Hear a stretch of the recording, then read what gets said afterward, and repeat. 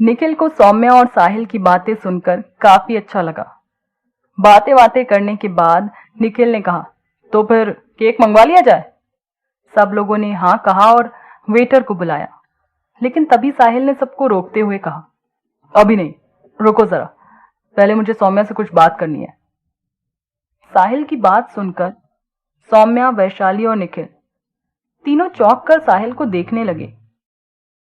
साहिल ने सौम्या से कहा, अपनी आंखें बंद करो। सौम्या समझ गई कि साहिल उसको कुछ गिफ्ट देना चाह रहा होगा। उसने खुशी से अपनी आंखें बंद कर ली। थोड़ी देर तक जब सौम्या को कुछ आवाज नहीं आई तो उसने आंखें खोलकर देखा। साहिल उसके सामने अपने घुटनों पर बैठा हुआ था और उसके हाथ में एक रेड रोज था, जिसे सौम्या को देते हुए साहिल ने कहा, मेरी जिंदगी में आने का शुक्रिया, और सौम्या का एक हाथ पकड़कर चूम लिया। फिर अपनी पॉकेट से एक अंगूठी निकाली और सौम्या को पहना दी। सौम्या बहुत खुश थी, बहुत ज्यादा। पास खड़े निखिल और वैशाली खुश होकर क्लैपिंग करने लगे। बैकग्राउंड में गाना चल रहा था, तुमसे मिलके ऐसा लगा, तुमसे मिलके। आज सौम्या का सबसे यादगार बर्थडे सेलिब्रेशन था। ये सारी अरेंजमेंट निखिल और साहिल ने मिलकर की थी। सौम्या तो बस ये सब देखकर साहिल पर फिदा हो गई। साहिल ने 1 घंटे के लिए उनके अलावा बाकी सब लोगों की एंट्री बंद करवा रखी थी, जिससे वो सौम्या से अपने दिल की बात आसानी से कह सके। इसलिए वहां सिर्फ ये 4 लोग ही थे, निखिल, वैशाली, सौम्या और साहिल, और वहां का स्टाफ। सौम्या को गिफ्ट देने के बाद साहिल ने कहा, चलो अब केक मंगवा लेते हैं। निखिल ने मैनेजर को इशारा किया तो मैनेजर ने अंदर से वेटर को केक लाने के लिए बोला। जो बंदा केक लेकर बाहर आया, उसको देखकर वैशाली और सौम्या दोनों ही हैरान थी। साथ ही दोनों की आंखों में हल्की खुशी की चमक भी थी। ऐसे ही हैरानी और आश्चर्य के साथ उस बंदे को देखते हुए सौम्या और वैशाली दोनों एक साथ बोल पड़ी, तुम यहां? जो बंदा केक लेकर आया वो विनय था। विनय को देखकर वैशाली और सौम्या हैरान थी, इसलिए दोनों एक साथ चौंक कर बोल पड़ी, तुम यहां कैसे? निखिल ने और साहिल ने वैशाली और सौम्या के इस रिएक्शन पर पूछा, तुम दोनों कैसे जानती हो इसको? तो वैशाली बोली, वो मैं बताती हूं अभी।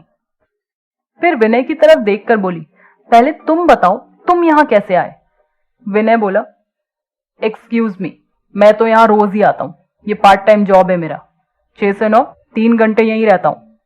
मुझे तो मालूम भी नहीं था कि तुम लोग सौम्या के बर्थडे के सेलिब्रेशन के लिए यहां आने वाले हो। It's a coincidence only.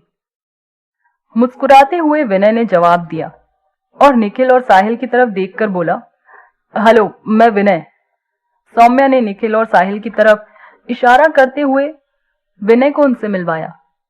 ये निखिल है, वैशाली का भाई, और ये है साहिल, मेरा मंगेतर। ये सुनकर विनय बीच में ही बोल पड़ा, मंगेतर? वैसे तो मुझे अच्छा लगा सुनकर, पर कुछ ज्यादा जल्दी शादी नहीं हो रही? तो सौम्या और साहिल एक दूसरे को देखकर हंसने लगे। फिर साहिल ने पूछा, वो सब छोड़ो, ये बताओ तुम लोग एक दूसरे को कैसे जानते हो? विनय ने कहा, ये तो वैशाली से पूछो, और मुस्कुराकर वैशाली को देखने लगा। निखिल विनय की इस बात पर हैरान था। उसके चेहरे की मुस्कुराहट भी गायब थी। वो हैरान सा वैशाली की तरफ देखकर बोला, हाँ वैशाली, बताओ ये कौन है? क्योंकि तुमने कभी विनय नाम के किसी बंदे का मुझसे तो जिक्र नहीं किया।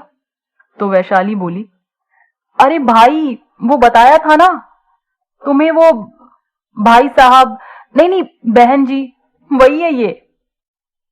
वैशाली की बात पर विनय और सौम्या हंसने लगे और साहिल अचरज से बोला, अब ये भाई साहब और बहन जी, ये सब क्या है? तब विनय ने पूरा इंसिडेंट साहिल को बताया। साहिल हंसते हुए बोला, हाँ याद आया, सौम्या ने मुझे बताया तो था, बट उसके बारे में फिर दोबारा बात ही नहीं हुई, इसलिए मैं भूल गया था। वैसे नाइस टू मीट यू विनय। वास्तव में तुम और वैशाली एक जैसे, फुल ऑफ फन। और तुम दोनों के सेंस ऑफ ह्यूमर के तो क्या ही कहने।